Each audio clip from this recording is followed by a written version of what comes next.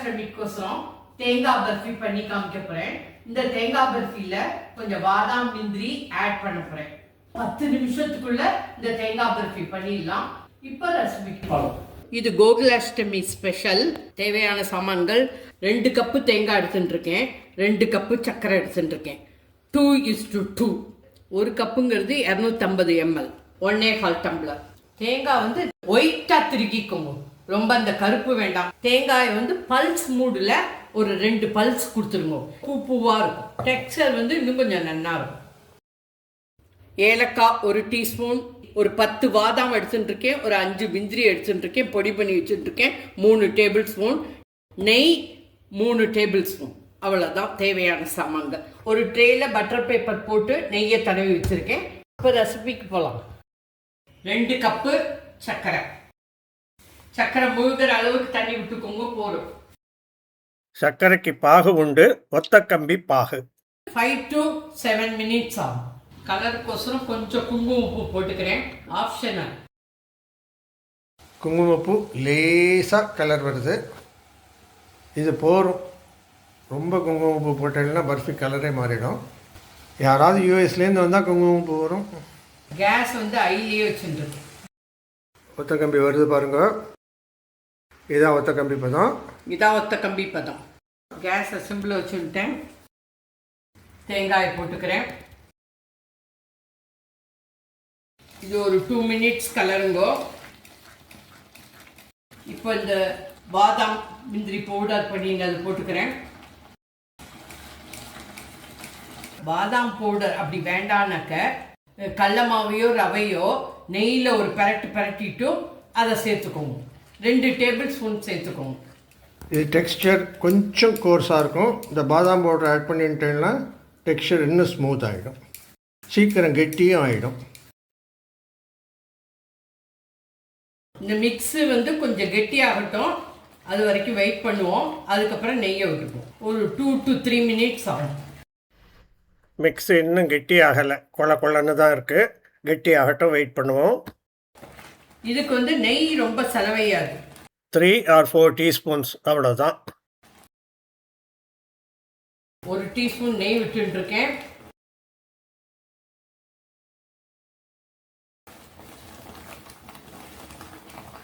ஏலக்காய் பொடியை போட்டுன்றேன்.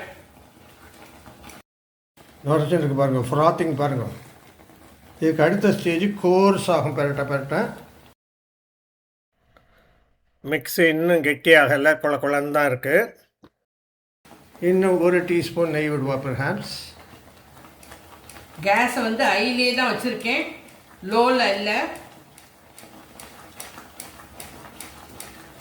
இன்னொரு 1 டீஸ்பூன் நெய் விடுறேன்.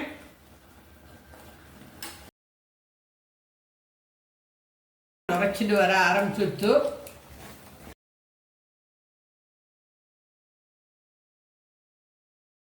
ஃப்ளஃபியாக இருக்குது பாருங்க. இதுக்கு பேர் பூத்துண்டு வருது அப்படின்பா.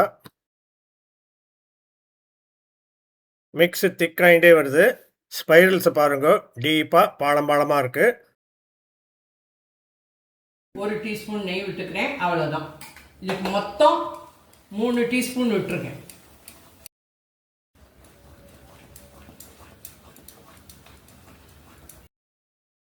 மிக்ஸு கெட்டியாக எடுத்து ஏனத்தில் 10% தான் விட்டுருது, 90% ஒட்டலை.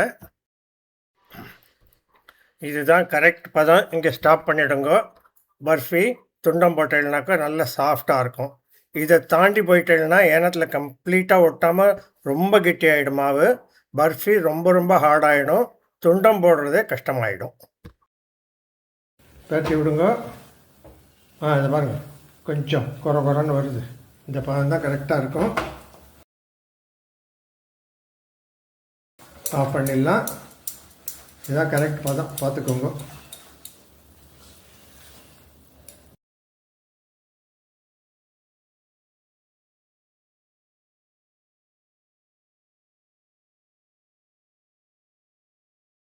ஸ்பூனில் நெய்யை தர வேண்டி லெவல் பண்ணி விடுங்க. ஓகே, ஓரளவுக்கு லெவல் பண்ணியாச்சு. இந்த மாதிரி தட்டி விட்ருங்க.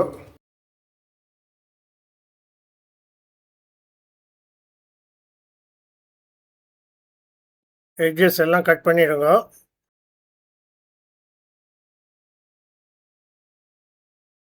வில்ல சைஸு உங்கள் சாய்ஸு. நாங்கள் கொஞ்சம் பெரிய துண்டமாகவே போட்டுருக்கோம். இதை அப்படியே ஒரு 1/2 hour விட்டுடுங்க. அதுக்கப்புறமா தனித்தனியாக வில்லையாக எடுத்துக்கலாம்.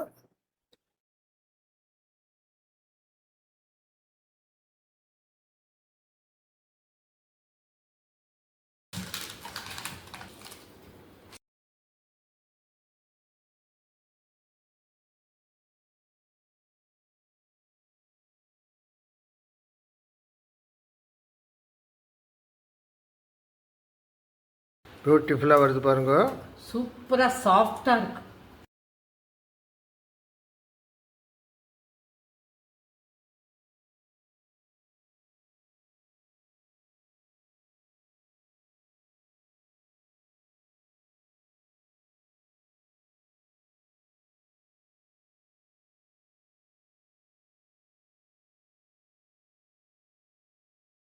நான் எடுத்துட்ட குவான்டிட்டிக்கு 22 வில்ல வந்து சமயத்தில் பதம் நன்னா வல்ல முருகலா போயிடுச்சுனாக்கா கவலைப்படாதீங்கோ. எல்லா பீஸையும் திருப்பியும் கடாயில் போட்டுக்கோங்கோ. ஒரு 1/2 டம்ளர் பாலை ஊற்றுங்கோ. திருப்பியும் கலருங்கோ. நல்ல பதத்துக்கு வந்தோன்னு திருப்பியும் கொட்டிக்கோங்க. ரிப்பேர் பண்ணுறது ரொம்ப ஈஸியாக பண்ணிடலாம். தேங்காய் பருப்பி ரெடி ஃப்ரம் தூல் கப்பு கிச்சன். எட்ஜஸ்லாம் பாருங்க. பின்னாடி பக்கம் மேலேயும் பாருங்கோ. ரொம்ப கொரகொரல்ல சாஃப்டாக இருக்குது. இப்போ புட்டு காமிக்கிறேன். எவ்வளோ ஈஸியாக இருக்கு பாருங்க. இதில் நீங்கள் இந்த பாதாம் பவுடர் ஆட் பண்ணினதுனால டெக்ஸ்சர் சூப்பராக இருக்குது. அப்படியே சாஃப்டாக இருக்குது. வாசனையாக இருக்குது. தேங்க்யூ. பாய். ஜெய் ஹிந்த்.